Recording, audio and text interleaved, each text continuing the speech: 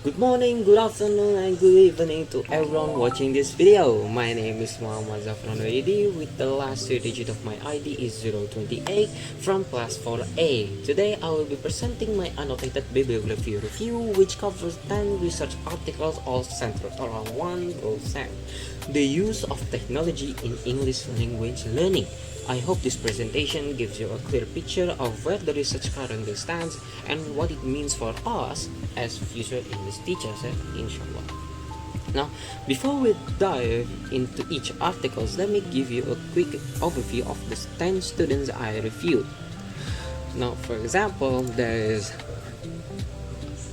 a title such as How do generative artificial intelligence tools and large language models influence language learners' critical thinking in EFL education? Second one, improving EFL speaking performance among undergraduate students with an AI-powered mobile app in after-class assignments. Investigating the role of AI-powered conversation bots in enhancing auto speaking skills and reducing speaking anxiety. The impact of AI chatbots on EFL learners' oral proficiency and willingness to communicate, and so on. Now, as you can see, they fall into three general categories. The first 5 articles focus on AI tools, including generative AI, chatbots, and AI-powered apps. Articles 6 and 7 look at social media and mobile-assisted language learning. And the last 3 articles deal with gamification, specifically Duolingo and game-based learning systems. I will go through each of those one now. The first article is by Liu and College, published in 2025 with the title of How the Generative Artificial Intelligence Tools and Large Language Models Influence Language Learners: Critical Thinking in AFL Education. Now, this is a systematic review that looked at 15 studies from 2022 to 2025, asking one important question: do generative AI tools and large language models actually support critical thinking in EFL learners, or do they get in the way? The findings were split. About 2/3 of the studies reported positive effects, things like better argumentative writing and stronger analytical reasoning, but 1/3 warned that over-reliance on AI can actually reduce students' analytical depth. So the message here is not that AI is good or bad for critical thinking, but that it depends entirely on how it's used. One thing that I appreciate about this study is the methodological rigor. They used the Prisma framework, such 5 major databases, and had 2 independent coders with a 100 agreement rate. The main weakness is the small final sample, only 15 studies, which reflects how new this field still is. Moving on to the second article, Ma, Nordin, and Razali conducted a 10-week quasi-experimental study in China with the title of Improving EFL Speaking Performance Among Undergraduate Students with an AI-powered mobile app in After-Class Assignments. In this research, they are testing whether an AI app called Liu Lishuo could improve EFL speaking performance when used for after-class assignments. They had 63 students split into 2 groups. Both groups use WeChat, but the experimental group also used Liu Lishuo for additional AI-powered feedback. The results showed that the AI group outperformed the control group overall, with a statistically significant difference and a medium effect size. More specifically, pronunciation and fluency improved significantly, while vocabulary and grammar showed trends but didn't quite reach significance. The authors explained this by pointing to the app's design, which is built around audio analysis, so it naturally targets pronunciation and fluency more than the other skills. What I found out most useful about this study for us as English department students is the after-class model itself. If AI can handle pronunciation feedback consistently, that frees up teachers to focus on the things AI cannot do, like reading the room, building rapport, and responding to individual student needs. Article 3 by Ding and Yusuf also looks at AI-powered speaking tools, but from a different angle, with their title being Investigating the Role of AI-Powered Conversation Bots in Enhancing auto speaking skills and Reducing Speaking Anxiety. So their focus wasn't just on proficiency but also on speaking anxiety, which is something a lot of EFL learners struggle with. They ran a 6-week mixed method study with 60 students in China. The experimental group used an AI app called Monly, while the control group did alternative speaking activities. Both speaking proficiency and foreign language speaking anxiety were measured separately using two ANCOVAs, which is methodologically sound because it avoids mixing up two very different outcomes. The results were clear. The AI group improved more in speaking and showed greater reduction in anxiety. But the most interesting finding was in the subgroup analysis. Learners who had the highest anxiety at the start benefited the most from the AI intervention. This makes intuitive sense. Students who are already anxious tend to just freeze in classroom or peer settings. A low-stakes AI environment gives them space to practice without actually shutting down. That alone is a strong practical reason to consider tools like this, not as a replacement for real interaction, but as a starting point. Article 4 by Zhang takes a slightly different approach. Instead of comparing AI versus no technology, this study compared AI versus peer interaction directly with the title of The Impact of AI Chatbots on EFL Learners' Oral Proficiency and Willingness to Communicate. 60 students were split into two groups. One practiced speaking with an AI chatbot called Call Annie, and the other did the exact same text with classmates, same prompt, same time limits. The AI group came out ahead on oral proficiency, and their willingness to communicate scores increased significantly while the peer group stayed flat. But what I found most valuable in this study is one specific finding from the regression analysis. Iterant frequency, meaning how much students actually spoke, predicted proficiency gains more strongly than the questionnaire score did. In other words, feeling willing to communicate is not the same as actually communicating. The students who spoke more improved more, and the AI environment seemed to encourage them to do exactly that. Of course, there are limits. 4 weeks is short. Some extroverts found that chatbot is too predictable and pervert the messiness of real conversation, and the novelty factor probably inflated early motivation, but the core finding stands. Moving on to the fifth article is another systematic review, this time by Lee and colleagues, published in 2026 with the title of Generative AI Gen AI in the Language Classroom. They reviewed 49 empirical studies from 2023 to 2024, making it the most up-to-date review in this collection. Their focus was specifically on learner experiences with Gen AI inside formal classroom settings, not informal or self-study contexts. A few numbers worth highlighting: 46 of 49 studies involved ChatGPT.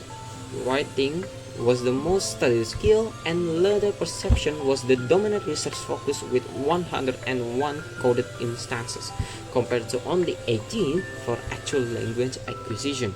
That gap is significant. The field knows a lot about how learners feel about Gen AI, but relatively little about whether they actually learn from it. The study also flags recruiting challenges, over-reliance, academic integrity concerns, and pedagogical limitation. And there's one gap the authors explicitly note: not a single longitudinal study was found across all 49 articles. Everything is short-term. There's a limitation of the field as a whole, not just for this review. Now we shift from AI tools to social media. Article 6 by Nouri and colleagues is quite different from the previous one, both in context and in scope, with the title of The Use of Social Media in EFL Learning and Teaching in Higher Education of Afghanistan. So of course, this study was conducted in Afghanistan, which is a setting that almost never appears in EFL research. They surveyed 170 undergraduate EFL students at Tahar University using a 36-item questionnaire asking how they use social media platform for language learning. The findings show that Facebook and WhatsApp are the most commonly used platform for learning activities, while Twitter and other platforms are less prevalent. Students reported that social media helps with reading, writing, and communication with lecturers. There were also meaningful differences based on gender, age, and academic level, with female and more advanced students showing higher engagement. The key takeaway here is practical. You don't always need sophisticated tools to support language learning. In contexts with limited resources, such as Afghanistan, familiar platforms that students already use daily can serve as effective learning environments. For us as the future teachers, that is really worth remembering, right? Now we are moving to the second article by Tang and colleges. Sits at the intersection of social media and mobile assisted language, with the title of Mobile Assisted Language Learning in Learning English through Social Networking Tools, an account of Instagram feed-based tasks on learning grammar and attitude among English as a foreign language learners. Now, in this article, they investigated whether Instagram could be used as an instructional tool for grammar learning among EFL students in Iran. The design was quasi-experimental, 84 students over 16 sessions. The experimental group learned grammar through a specifically designed Instagram page with multimedia content, including images, video, and audio. The control group received traditional online instruction through Adobe Connect. The results showed significantly higher grammar scores and much more positive attitudes in the Instagram group. The study is grounded in the PPP model and connectivism, both of which emphasize interactive and student-centered learning. The instruments were validated and reliable. The main limitation is that it only looked at grammar, so we cannot say anything about the effect on speaking or listening. And like most of these studies, it is from a single university, but the core idea that a platform students already know and enjoy can be repurposed for structured instruction is genuinely transferable. Now we move into the gamification cluster. Article 8 by Short and colleges is a systematic review of Duolingo research, specifically covering studies from 2020 when it was publicly released up to early 2020, with the title of Gamification in Mobile Assisted Language Learning, a systematic review of Duolingo literature from public release of 2019 to early 2020, as I said earlier. From 443 initial results, they selected 35 studies and coded them across 9 categories. Their in-narrator reliability was 0.86, which is solid. The picture that emerges is somewhat sobering. Most Duolingo studies are quantitative, rely on small non-probability samples, and fail to control for confounding variables. While most report a positive correlation between Duolingo use and language performance, the authors conclude that results remain inconclusive because the methodology is not strong enough to support that definitive claims. The practical message for us is that popularity does not equal effectiveness. Duolingo has millions of users, but the research behind it is still methodologically weak. As future teachers, we should base our technology choices on evidence, not on how widely used something is. Right? Now moving on to the 9th article by Zhang and Hasim takes a broader look at gamification in EFL and ESL instruction generally, not just Duolingo, with the title being Gamification in EFL or ESL Instruction, a systematic review of empirical research. Now, this systematic review covers 4D 40. No, why am I making 9? 40 high-quality empirical studies drawn from Web of Science and Scopus across more than 10 non-English speaking countries. The most commonly used gamification elements are feedback, points, quizzes, digital badges, and leaderboards. Vocabulary received the most research attention at 27.6%, followed by grammar at 20%. What I find most valuable in this review is its balanced perspective. It doesn't just celebrate gamification, it explicitly notes that competition-based elements like leaderboards can negatively affect less confident learners. So the design of gamified activities matters as much as the decision to gamify it in the first place.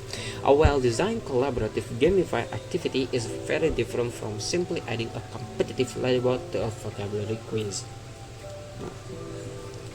The final article that I will talk about is by Yang and Ying, published in 2026, with the title of Exploring the Potential of Gamified Reading, the Effects of Duolingo on L2 Reading, Self-Efficacy and Learner Experiences in a Chinese University EFL Context. Therein, our 10-week quasi-experimental study with 63 Chinese EFL university students comparing a Duolingo group against a traditional reading group. They measured both reading comprehensive and self-efficacy, and they added a delayed post-test, which is a genuine strength over most comparable studies. The result is perhaps the most honest finding in this entire collection. The Duolingo group did not improve reading comprehension faster than the traditional group. Both groups improved at the same rate, and self-efficacy showed no significant difference between groups either. The qualitative data helps explain this. Students reported increased motivation and they found Duolingo useful as a supplement, but they also flagged that chasing points become a distraction from actual reading. This trend makes a crucial distinction feasible. Motivation is not the same as reading confidence, and reading confidence is not the same as reading ability. Gamified apps can make students want to practice, but wanting to practice and actually developing as a reader are different things. And now we're moving to the last part, correlation.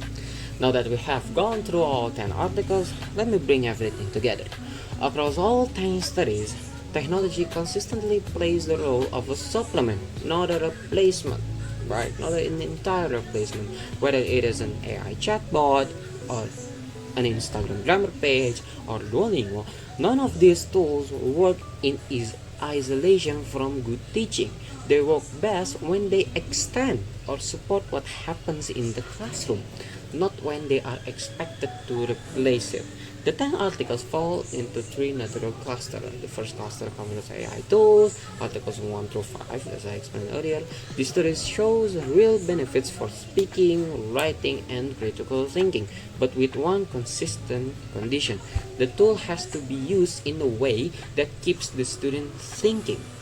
Passive use, or letting the AI do all of the work, tends to produce either no gains or active harm to our critical thinking. The second cluster is social media and MALL, Articles 6 and 7. These studies come from more resource-limited contexts and show that familiar, accessible platforms can serve real instructional purposes. The limitation they share is that they measure perception and attitude more than actual language development. The third cluster is gamification, Articles 8 to 10, and this is where the research is most sobering. Motivation goes up almost always, but actual proficiency gains inconclusive. Duolingo in particular shows no advantage over traditional instruction when it comes to real skill development. Finally, 3 patterns cut across all these 10 articles. First, motivation and engagement increases with technology, but proficiency gains as not always followed. Second, Asian contexts, particularly China, dominate the sample pool, so we should be careful about applying these findings universally. And third, every single study in this collection is short term. Nothing here is longer than 10 weeks. There is a field-wide gap, not just a limitation of individual studies. So what does all of this mean for us as future English teachers? I think the honest answer is this. Technology is a tool, and like any tool, its value depends entirely on the hand using it. Our job is not to choose the most popular app. Our job is to understand what each tool does well, what it cannot do, and how to integrate it thoughtfully into instruction that is already grounded in good pedagogy. Now, thank you so much for your attention. If you have any question, please do not hesitate to ask it in the comment section. Akhirul kalam. Wassalamualaikum warahmatullahi wabarakatuh.